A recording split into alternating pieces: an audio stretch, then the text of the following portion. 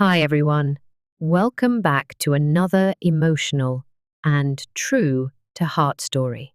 Today, you're going to hear Sarah's journey, a young woman who made a painful choice to protect her brother, ran from danger, and unexpectedly found safety, love, and peace in the most unlikely place. This story is about strength, survival, and the healing power of kindness. Let's begin. My name is Sarah, and this is my story. I'm 23 years old and live in a quiet town called Blue Ridge Valley. It's a beautiful place with forests and hills, but life here isn't always easy. Everything changed one cold morning in November when I made a very hard decision. I have a younger brother named Ben. He's only 17. After our parents died, I became his sister and guardian. He means everything to me. One evening, Ben came home late. He looked scared. His hands were shaking, and his voice was low. "Sarah," he said, "I'm in trouble. I borrowed money to fix my motorbike. Now, the men want it back. If I don't pay soon, they said they'll hurt me, maybe even kill me." My heart dropped. I didn't know what to do. I worked at a small bakery, and my paycheck barely paid for rent and food. We had no savings, and I had no one to ask for help. That night, I couldn't sleep. I looked at Ben and thought about how to protect him. Then I remembered Victor. He was a rich man in our town, about 35 years old. He owned car dealerships and lived in a big white house on a hill. He always acted too friendly when he came to the bakery. One time he said, "Sarah, you don't belong behind that counter. A pretty girl like you should be with someone who can give you a better life." I never liked him. He made me uncomfortable. But now I had no other choice.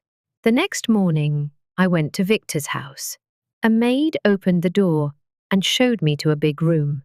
Victor walked in with a smile. "Sarah, what a nice surprise," he said. "I need your help," I said. "My brother is in danger. He owes money. Please, can you help us?" Victor's smile grew. "Of course," he said. "But I have one condition." I froze. "What condition?" I asked. He leaned closer. "You must marry me." His words felt like ice. "I don't love you," I said quickly. "You don't have to," he answered coldly. "You need the money, and I want you." "That's the deal." I stood up and ran out of the house in tears. I didn't want to agree. I didn't want to sell myself. But that night, when I looked at Ben sleeping on the couch with worry on his face, I made a decision. I had to save him. The next day, I went back to Victor and agreed. He gave me an envelope full of money. I didn't say much. I took it and left. But inside, I was broken. I knew I could never marry someone like him. That night, guilt filled me. I went back to Victor's house with the money in my hand. I told him I changed my mind and wanted to return it. He looked angry. "You think you can take my money and leave?" he shouted. He stepped closer, his eyes dark and scary. I was afraid. My hands shook. On the table near me was a heavy glass lamp. Without thinking, I grabbed it and hit him with all my strength. Victor fell to the floor. I didn't wait. I ran out into the cold night. I ran through trees and small roads until I couldn't breathe. My legs were weak. My heart was racing. Then I saw a small wooden house near the forest. There were no lights, but I knocked on the door with the little strength I had. "Before I continue, I want to ask you something." Where are you listening from? It gives me strength to know someone is hearing my words, someone who understands. Please tell me in the comments. I would love to know. A young man opened the door. He looked surprised. Please, I said. I have nowhere to go. Can you help me? He looked at me for a few seconds, then stepped aside. Come in, he said. His name was Daniel. He was about 26, quiet and calm. His house smelled like tea and old books. He gave me a blanket and let me sit near the fire. You can rest here, he said kindly. I won't ask anything now. I didn't know what to say. I just sat there, tired and shaking, but I felt safe. I stayed with Daniel for 3 days. He gave me food and warm clothes. He never asked questions. On the second day, I told him everything about Ben, about Victor, and about the money. Daniel listened quietly. He didn't get angry. He didn't look at me like I was bad. He just said, "You did what you had to do for your family. Sometimes we don't have easy choices." His words warmed my heart. I hadn't felt that in a long time. There was something peaceful about Daniel. His voice, his calm eyes, the way he made tea. But I knew I couldn't stay forever. On the third day, I packed my small bag and said, "Thank you, Daniel. I'll never forget your kindness." As I walked away, I looked back once. Daniel was standing at the door, watching me leave. I didn't say anything else. I just walked down the quiet path through the trees. But something strange was happening inside me. I kept thinking about him, his face, his voice, his words. I told myself it was only because I was thankful. But deep in my heart, I wasn't sure. Why couldn't I stop thinking about Daniel? After I left his house, I walked for hours. I didn't know where I was going. The trees around Blue Ridge Valley were tall and quiet. The wind felt cold on my face. I had no plan, but I knew I couldn't stop. I found a small motel outside town. I used some of the money Victor gave me to pay for a few nights. I didn't want to use his money, but I had no choice. I still needed to help Ben. I sent the rest of the money to Ben through a friend I trusted. A few days later, Ben called me. His voice was calm. "They're gone, Sarah. The men left. I gave them everything. Thank you for saving me." I smiled. My brother was safe.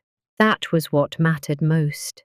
But even though Ben was safe now, I didn't feel peaceful. I sat in that small motel room, thinking about Daniel. I saw his face in my dreams. I heard his voice when I closed my eyes. I tried to forget him, but I couldn't. Why was this happening? I only knew him for a few days. Was it possible to care about someone so fast? I told myself, no, it's not love. You're just thankful. But my heart said something else. Every day, I thought about going back to his house. But what would I say? What if he didn't want to see me again? What if he thought I was just trouble? Those questions made me scared. But they didn't stop me. One morning, I woke up early. I packed my bag and walked back toward the forest. As I walked the path, my heart beat faster. I reached Daniel's house just before sunset. The sky was orange and birds were flying home. I stood at the door and took a deep breath. Then I knocked. Daniel opened the door. His eyes looked surprised.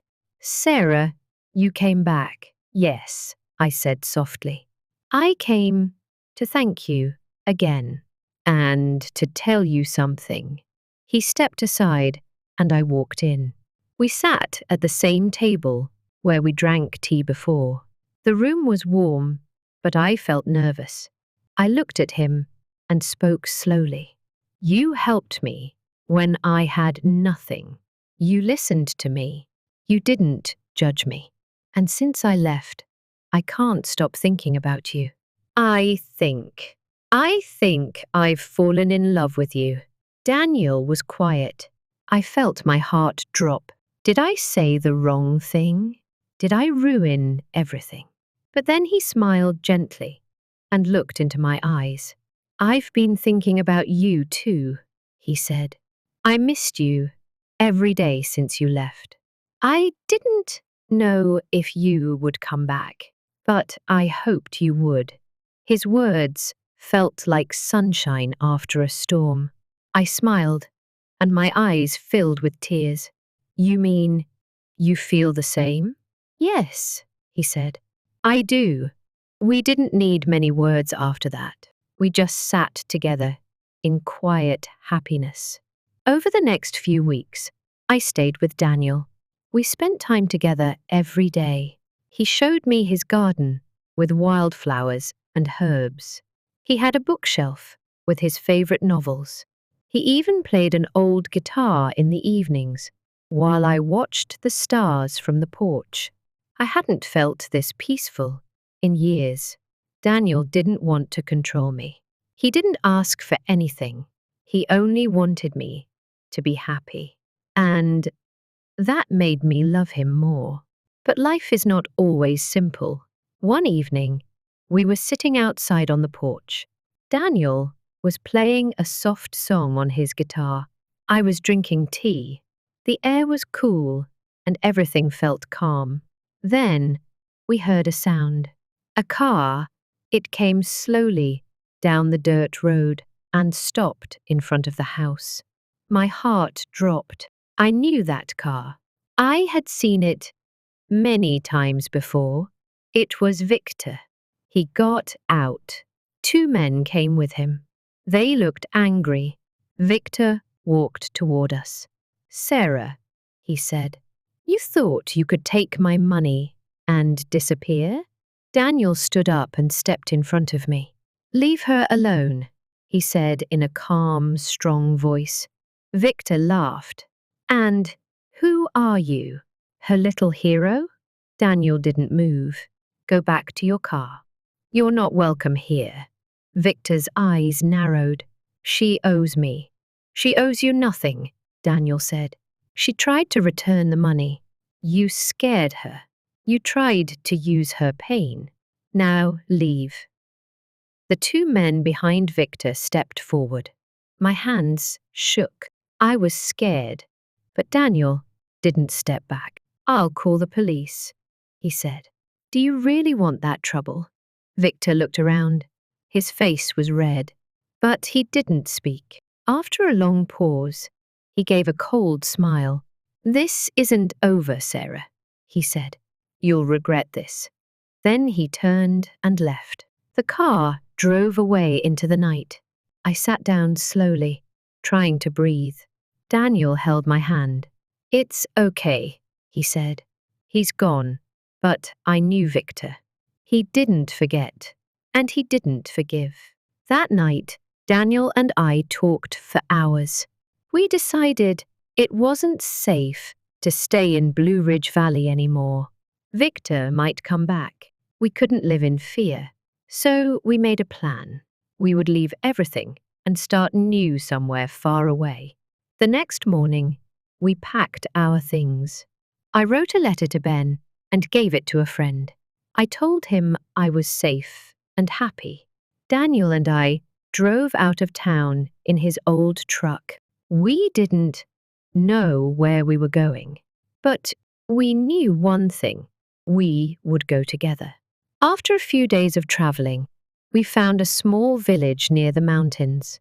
It was quiet and peaceful, just what we needed. We rented a small house. It wasn't big or fancy, but it was perfect for us. Daniel got a job as a school teacher. I started working in a tiny shop that sold handmade food and crafts.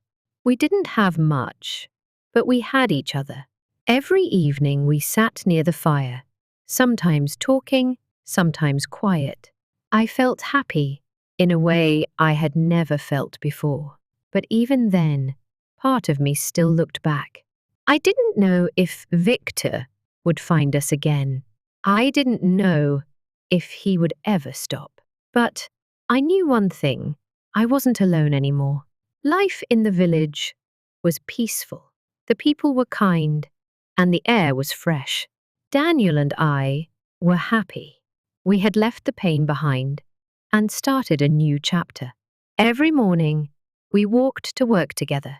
Daniel taught the village children. They liked him. He told them funny stories and helped them learn. I worked in a small shop that sold tea, food, and candles. The shop was warm and bright. I enjoyed helping people and talking to Mrs. Harper, the woman who owned it. She treated me like her own daughter. In the evenings, Daniel and I sat outside, drinking tea and watching the sunset. Sometimes he played his guitar. Sometimes we just held hands and sat in silence. I felt safe and loved. I had never known a life like this before, a life without fear, a life full of quiet, beautiful moments. One evening, as we sat by the fire in our little house, Daniel looked at me. His eyes were soft. "Sarah," he said, "I want to spend the rest of my life with you. Will you marry me?" Tears filled my eyes. My heart was full. "Yes," I said. "Yes, I will." We didn't have a big wedding. We didn't need one. We invited a few people from the village, including Mrs. Harper and the children from school. The ceremony was simple. We stood in the garden behind our home, surrounded by flowers and sunlight.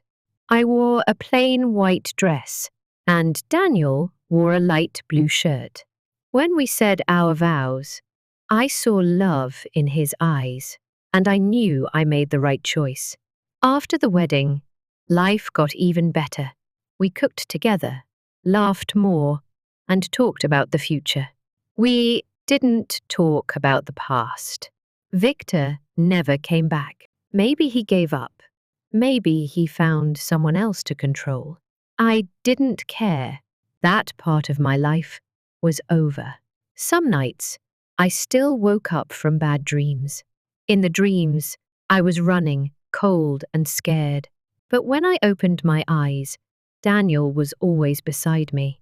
He would hold my hand and whisper, "You're safe now. I'm here." I believed him. He never lied to me. He never tried to control me.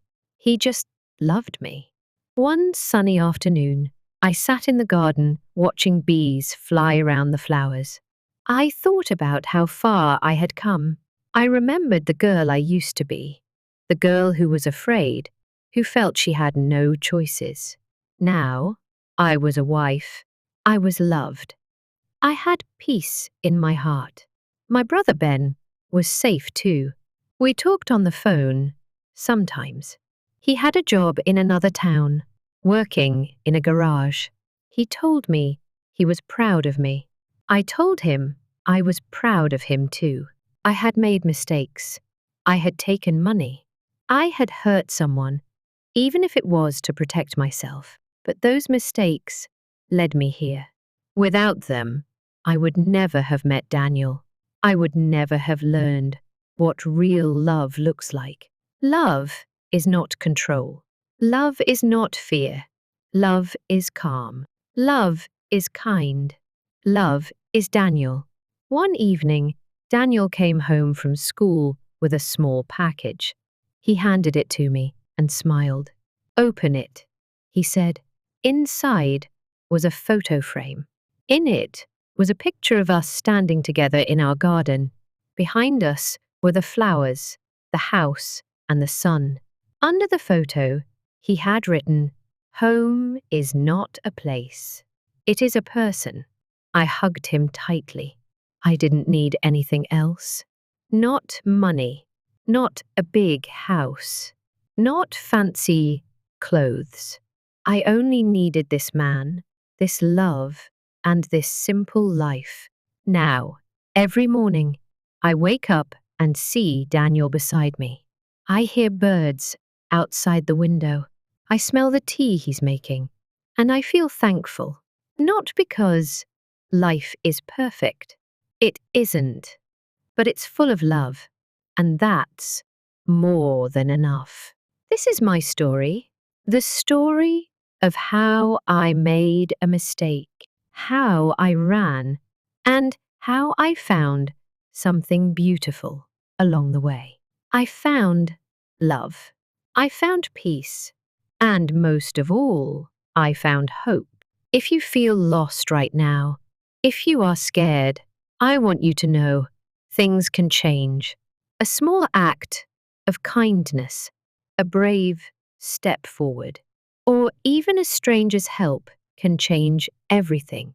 I was broken once, but love helped me heal. And now I am whole again. If this story touched your heart, please don't forget to like, comment, and share. Let us know in the comments. Have you ever felt stuck, afraid, or unsure of your path? Your words might comfort someone else who's listening. Subscribe and follow for more emotional and inspiring stories coming very soon.